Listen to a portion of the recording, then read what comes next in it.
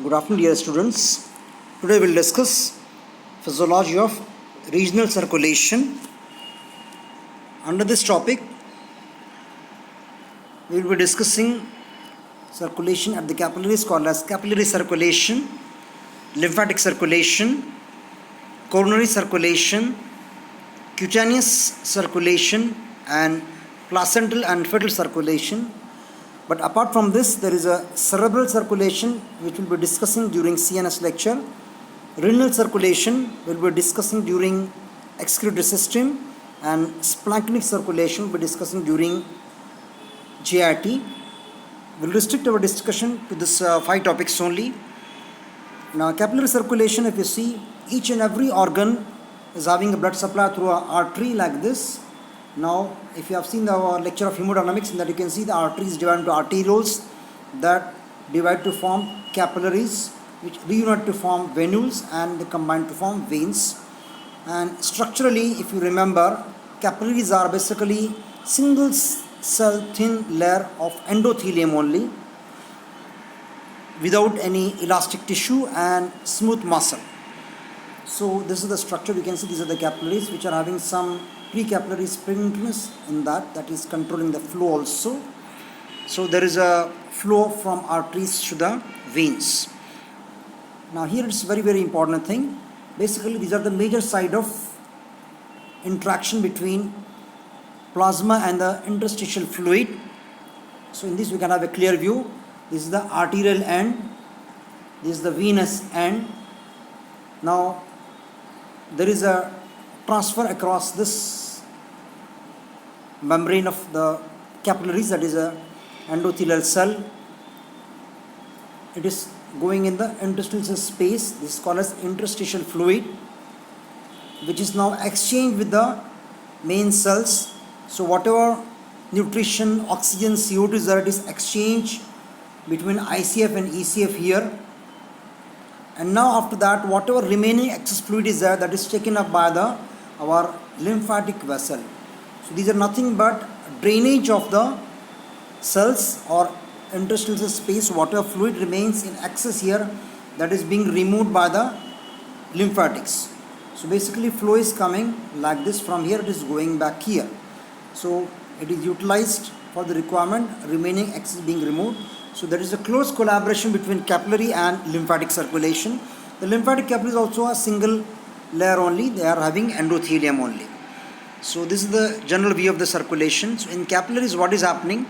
These are the capillaries which are having individual. Yeah. Now from these capillaries, there is collection by the lymphatics of the excess fluid, which is coming back by the lymphatic vessel from upper part of body, lower part of body, ultimately opening back in our vena cava through a common thoracic duct. In the anatomy, you will have a clear anatomy of this one. So through this, it is going back again in the veins and entering back in the systemic circulation. So like this, what is happening? Blood is going from right ventricle to left ventricle through lungs.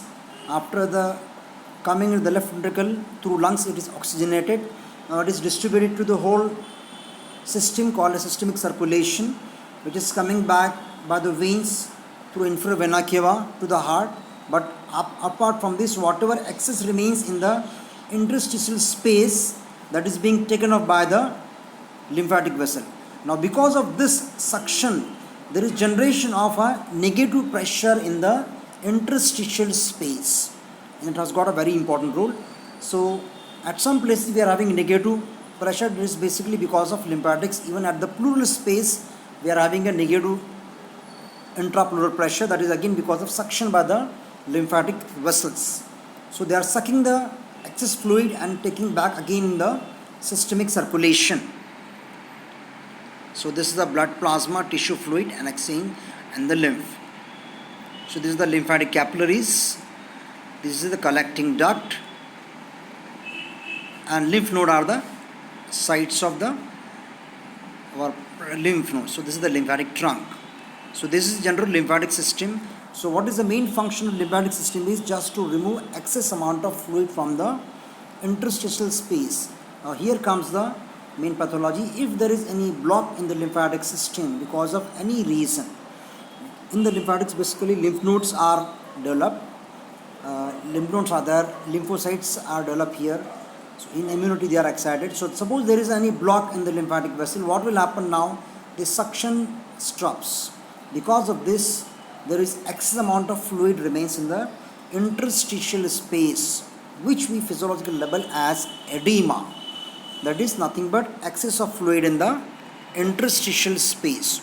So if there is any blockage of the lymphatics because of any reason, there will be edema. So this is a structure of a lymphatic vessel. You can see here it is again a single cell endothelial cell, same as the circulatory capillaries. So special structure of lymphatic capillaries that permits passage of substance of high molecular weight into the lymph. So proteins which are excess, they are being removed from this. So now we'll just have a close look to this transfer of fluid across the capillary membrane. So usually this pressure called as capillary pressure, that is a hydrostatic pressure. Last time we have seen it is around 8 to 10 millimeters of mercury that pushes the fluid from here to the interstitial space. And this is the plasma colloid osmotic pressure due to presence of proteins in the plasma. It is basically a suction pressure. It sucks the fluid from interstitium to the capillaries. So these two forces are there. Apart from that, we are having interstitial colloid osmotic pressure, which is very negligible as it is having very less amount of proteins in this. And there is interstitial fluid pressure, which is due to presence of here, which is again very negligible. So forces tending to move the fluid inwards, means towards the blood capillaries, are plasma colloid osmotic pressure, which is around 28 millimeters of mercury. So that is, this is a total force which is helping the fluid retain in the capillaries or blood system. Forces tending to move the fluid outwards from the capillaries into the interstitial space. It is capillary hydrostatic pressure, which is around 10 millimeters of mercury. This is the basically blood pressure in the capillaries. Negative interstitial free fluid pressure, which is now again due to suction by the capillary of lymphatics. It is around 3 millimeters of mercury. It is generated by suction of the lymphatic vessels. Interstitial fluid colloid osmotic pressure, which is around 8 millimeters of mercury. So all this will make around 21. So this is tending to move the fluid outside and 28 is tending to move fluid inside. So basically, because of this summation of forces, net inward force is around 7. Usually fluid is retained in the capillaries due to this net inward force. So blood remains in the fluid remains in the capillaries. But if there is imbalance for anything, for example, increased blood pressure, this pressure will rise from 8, it may go to 20, this figure will rise. It will become, if it is 20, this will become around 17. Sorry, it will become -3. So there will be, fluid will move from the capillaries to the interstitial space. So physiological causes of edema basically is, first is hypertension. If there is increased capillary pressure, so that will tend to move the fluid from capillaries to the interstitial space, and this is called as edema. Protein deficiency. If there is protein deficiency, inward force is reduced. We have seen that 28 millimeters of mercury is a colloid osmotic pressure. It is due to presence of proteins in the plasma. So if it is reduced because of any reason, hyperproteinemia, because of decreased ingestion, food deficiency, or because of increased loss in the kidney, in case of kidney disorders. If there is a kidney problem, there is excessive loss of proteins from the kidneys. So albuminuria is there. So increased protein loss or decreased protein intake or decreased production of proteins by the liver. So all will lead to protein deficiency, which will lead to decreased colloid osmotic pressure of the plasma, which will reduce the inward pressure, and there is more filtration of plasma from the capillaries to the interstitial space, leading to edema. Or obstruction of the veins. As the veins from the capillaries urinate from the veins, if the veins are blocked, there is again backflow on the capillaries, there is increased hydrostatic pressure, and there is an edema. Or lymphatic blocks. So any of this can lead to a increase interstitial fluid, which is called as edema. So if the patient, if you are sitting in your casualty and the patient is with edema, you have to think what are the possible causes. So we have to think regarding this diagram. So we have to think where there is a problem, whether there is a decrease in this plasmaosmotic pressure, that means it is because of decreased protein deficiency, or if there is increased pressure here, that means there is hypertension, or if there is an increased block, because of the block what will happen, more fluid will be here. So ultimately we have to find where is the problem. So this will show us, then we can treat accordingly. If there is a deficiency of proteins, you have to give protein diet. If there is more pressure, you have to give antihypertensives. If there is a block, you have to remove the block. So depending on that one, you have to treat the patient. So this you have to check whether the force is inwards or outwards. So this is the pathophysiology of edema. Now we come to the next circulation, that is a coronary circulation. We have seen this diagram before. Around 4% of circulation is going to the heart. So it is around 200 ml of blood is going there. So this coronary circulation is basically at rest. Myocardial receives around 250 ml of blood per minute. Main is the left coronary artery, which has got two branches. Anterior interventricular artery issues smaller branch to the interventricular septum and anterior wall of the both ventricles, which is also called as LAD, that is left anterior descending. It is the main artery which supply. Blockage of this leads to basically vulnerability to the heart. Circumflex artery, which continues to the left side. So right coronary artery has got two branches. Marginal artery that supplies the lateral aspect of the right atrium, and posterior interventricular artery supplies the posterior wall of the both ventricles. So this is the anatomical distribution of the vessels. Left coronary artery is the dominant artery which supplies to the, as the left ventricle is dominant, if it is blocked, we have got more trouble here. So this is the anatomical division of arteries. Now physiological, what we are interested in which phase we are having more supply. See in this you can see this is our aortic pressure changes. You can see during the systole, this is the diastole. But you can see in the coronary circulation we are having less flow during systole, more flow during diastole. So this is the peculiarity of coronary circulation. Coronaries receive more blood during diastole as compared to the systole. The reason you will see in the next diagram, you can see during systole aortic pressure is around 120 millimeter of mercury and left ventricular pressure is 121. So pressure difference is hardly -1. So that's why there is very less amount of flow to the ventricles through coronary arteries during systole. But during diastole, aortic pressure is 80 and the ventricular pressure is 0. So around the pressure difference is 80 millimeters of mercury. So that's why there is a more flow during diastole as compared to systole, because we have seen that the pressure difference decides the flow. In the hemodynamics we have seen that the pressure difference, more the pressure difference, more is the flow. So during diastole we are having a more pressure difference in the ventricles and aorta. Now these are the coronary arteries which are vulnerable to development of this plaque. This is called as the atherosclerotic plaque. Because of this, you can see the diameter of the vessel is reduced to around 50%, but as it advances there is more decrease in blood flow to the cardiac muscle, and sometime in this also if there is a vasospasm, that is called as angina, spasm of arteries under stressful condition, it can go to completely block temporarily. So that is called as angina, and if it remains for some period of time, that can lead to necrosis of the muscle, that is called as infarction. So in that condition we have got this is the bypass. We are bypassing directly from the aorta to the ear. So this area which is a block, we are bypassing it. So just it is like we are having a bypass way for any highway from the city. Like you are entering into Hyderabad, we are having a ring road. So you move from outside. So this is the bypass, basically the block area is being bypassed. Other option is angioplasty, where we are inserting this stents and then we are inflating it. So by the balloons we are removing this one. So the block is being removed by the balloon. So it is called as a balloon angioplasty, which is commonly used now. So this is regarding the coronary circulation. In brief, I have taken. Now cutaneous circulation means circulation to the skin. There are two major reactions are there: white reaction and triple response.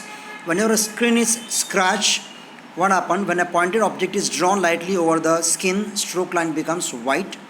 So this is the mechanical stimulus apparently initiates a contraction of the precapillary sphincter. Blood drains out of the capillaries and veins, and the vessel becomes white. Means blood is out of that one. So for around 15 seconds you get a white line, so that is called as a white reaction. But if you stroke very strongly, you get a different response. So if the stroke is very firm, you get initially redness will be there in that area, followed by swelling, that is called as a wheal, followed by a mottled reddening, that is called as a flare. So this is called as a, in a sequence, triple response: redness, wheal and flare. So it is called as a triple response. It is basically due to axon reflex. So if you are scratching firmly to the part of the skin, impulse will go to the spinal cord, but before that a shortcut will go back to the vessel, leading to vessel dilatation. So because of the arterial vasodilatation and release of some of the substances from the damaged endothelium, will be having a vasodilatation. So we get classically a triple response is visible. That indicates that the nerve function is very much intact. So it will indicate intactness of the axon reflex phenomena is there. Then lastly, this is the placental or fetal circulation. Placenta is nothing but called as a fetal lung. Just like in the adult, the lung is making the function of providing oxygen, removing the CO2. Similarly, inside the intrauterine life for the fetus, placenta is basically the lungs. Its material portion is in effect a large blood sinus. Into this lake projects the villi of the fetal portion, containing small branches of the fetal umbilical arteries and veins. Oxygen is taken up by the fetal blood and CO2 is discharged into it. And in the fetal blood, just like we are having adult hemoglobin, there is a different hemoglobin called as a fetal hemoglobin, which has got a very strong affinity for oxygen. So as compared to the hemoglobin, it is having more affinity. So it takes up maximum amount of oxygen and retains with it. So maternal circulation across the walls of the villi in a manner analogous to the O2 and CO2 exchange of the lungs. Now you can see here in the fetus, as the lungs are premature, not developed for the function of the gas exchange, placenta is taking that function. So see what is the circulation from, what is happening from left ventricle, blood is going to the placenta, coming back to the right atrium, going to the right ventricle. Now it will not go to the lungs for oxygenation, as it is already oxygenated by the placenta. So there is a bypass. This is called as a ductus arteriosus. From right ventricle straightly going to the water, as well as from right ventricle, left ventricle, called as foramen ovale. So it is rightly going from right side to left side of the heart. From here it is going to the systemic circulation and to the body of the fetus. So just the placenta is playing the role of the lungs in case of the fetus. But just at the newborn, what is happening now? Immediately when the baby is taking the breath, there is increased pressure in the left atrium and this closes off. So the foramen ovale closes off first, and later in the life, as the days goes, this gradually gets fibrosed. So in the adult now, there is no more. So this goes off. So this is the adult circulation. So these two things which are there, ductus arteriosus and foramen ovale, these are present in the fetal circulation and the newborn, which goes off as the age advances. Now if both of this remains, that is called as a congenital heart disease. So its common disease is basically patent foramen ovale. So it remains. So because of this, blood is mixed from right atrium to left atrium. So this will lead to poor oxygenation, because once the baby is born, placenta goes off now. So commonly you might have heard, uske dil mein surakh hai. Means what? There is a patent foramen ovale. And sometimes this also remains patent. So it is called as PDA, patent ductus arteriosus. So these are the two congenital anomalies of the heart present in the newborn. So here we are completing the regional circulation. You have seen capillary circulation, lymphatic circulation. Both of this are important in the pathology of edema, coronary circulation, cutaneous circulation and placental circulation. So here I have finished the regional circulation. Thank you.